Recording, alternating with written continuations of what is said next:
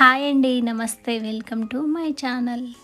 నడుము ఇంకా మోకాళ్ళ నొప్పి మరియు కాళ్ళు ఇంకా చేతులు తిమ్మిర్లు, అలాగే ఎముకల బలహీనత, నడవలేని స్థితిలో ఉన్నవారిని సైతం లేచి పరిగెత్తించే ఎంతో హెల్దీ అయిన రెసిపీ చింతగింజలతోటి జ్యూసులు ఎలా ప్రిపేర్ చేసుకోవాలో ఈ రోజుటి వీడియోలో తెలుసుకుందాం.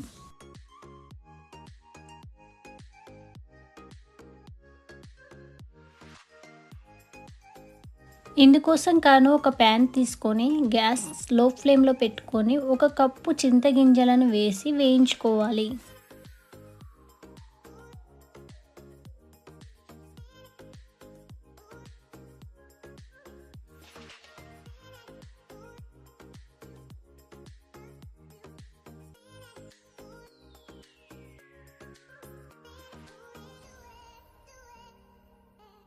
ఈ చింతగింజలను లో ఫ్లేమ్లోనే 10 to 15 మినిట్స్ పాటు వేయించుకోవాలి.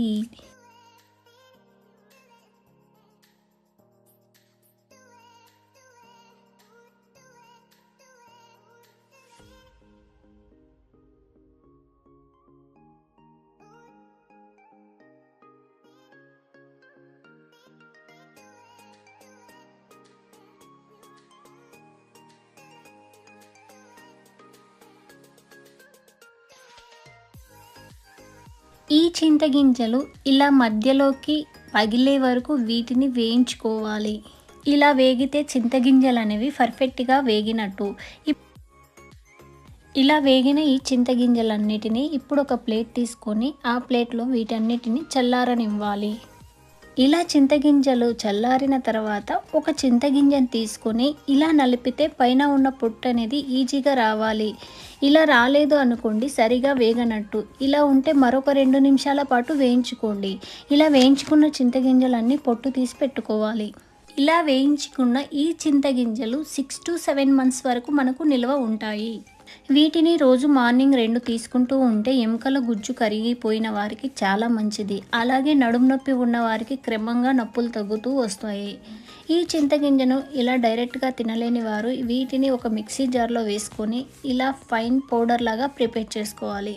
ఒక్కసారికి మెత్తగా మిక్సీ కాకుంటే ఒక జల్లెడ సహాయంతో జల్లించగా వచ్చిన పౌడర్ని మళ్ళీ మిక్సీ పట్టుకొని మెత్తటి పౌడర్ లాగా ప్రిపేర్ చేసుకోవాలి.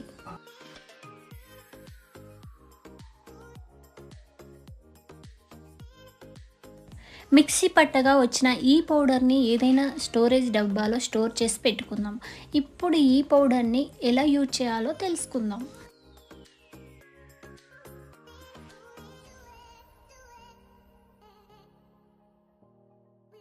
ముందుగా ఒక గ్లాస్ తీసుకొని మనం ప్రిపేర్ చేసి పెట్టుకున్న ఈ చింతగింజల పౌడర్ని 1 స్పూన్ వేసుకోవాలి.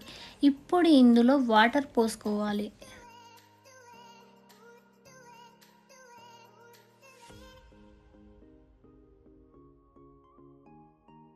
తర్వాత ఈ చింతగింజల పౌడర్ అనేది వాటర్లో కలిసిపోయేలాగా మనం బాగా కలుపుకోవాలి.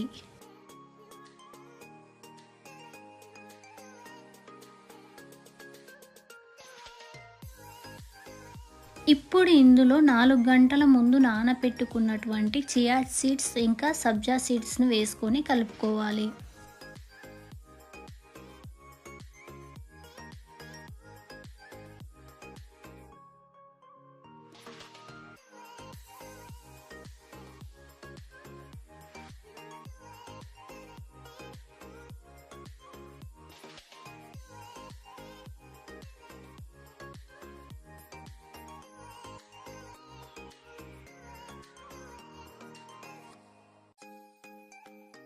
తర్వాత 1 టేబుల్ స్పూన్ తేనెని యాడ్ చేసుకొని బాగా కలుపుకోవాలి.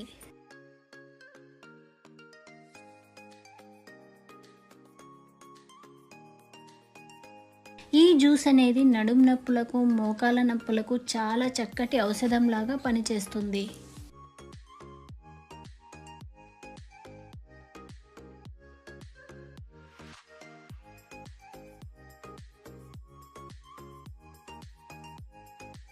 ఇలాంటి మరెన్నో హెల్దీ రెసిపీస్ కోసం మన ఛానల్ని చూస్తూనే ఉండండి. Thank you for watching. Keep smiling. Bye bye.